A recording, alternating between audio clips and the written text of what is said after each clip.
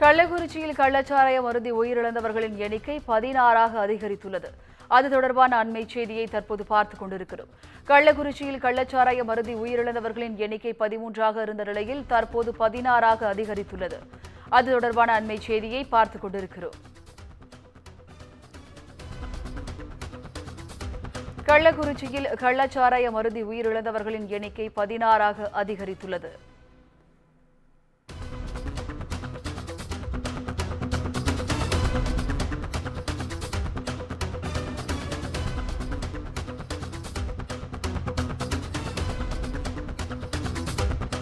கள்ளக்குறிச்சியில் கள்ளச்சாராயம் அருந்தி உயிரிழந்தவர்களின் எண்ணிக்கை 16ஆக அதிகரித்துள்ளது. கூடுதல் விவரங்களை செய்தியாளர் சிவபிரகாசம் வழங்க கேட்கலாம். வணக்கம் சிவபிரகாசம், கூடுதல் விவரங்களை பதிவு பண்ணுங்க. வணக்கம். கள்ளக்குறிச்சி அடுத்த கருணாபுரம் பகுதியில் நேற்று இரவு இன்று காலை கள்ளச்சாராயம் அருந்தி இதுவரை 70க்கும் மேற்பட்டோர் கள்ளக்குறிச்சி அரசு மருத்துவக் கல்லூரி மருத்துவமனையில் சிகிச்சைக்காக அனுமதிக்கப்பட்டுள்ள நிலையில் 30க்கும் மேற்பட்டோர் பாண்டிச்சேரி, விழுப்புரம், சேலம் ஆகிய மருத்துவக் கல்லூரி மருத்துவமனைகளுக்கு மேல் சிகிச்சைக்காக அனுப்பி வைக்கக்கூடிய சம்பவம் தற்போது நடைபெற்று வருகிறது.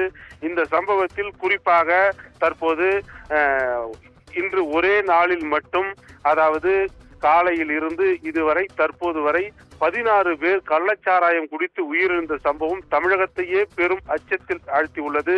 இந்த சம்பவமானது கள்ளக்குறிச்சியில் நடைபெற்றிருக்கக்கூடிய நிலையில் தற்போது மேலும் கள்ளக்குறிச்சி அரசு மருத்துவக் கல்லூரி மருத்துவமனையில் தீவிர சிகிச்சை பிரிவில் 40க்கும் மேற்பட்டவர்களுக்கு தீவிர சிகிச்சை அளிக்கப்பட்டு வருகிறது. ஆனால் இந்த பலி எண்ணிக்கை மேலும் உயரக்கூடும் என்பதால் இது தமிழகத்திலேயே பெரும் பரபரப்பை ஏற்படுத்தியுள்ளது.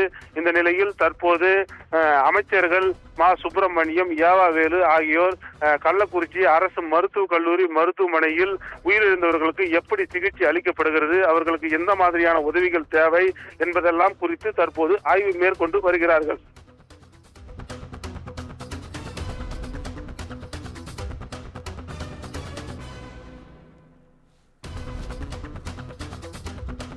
கூடுதல் விவரங்களுக்கு நன்றி சிவபிரகாசம்.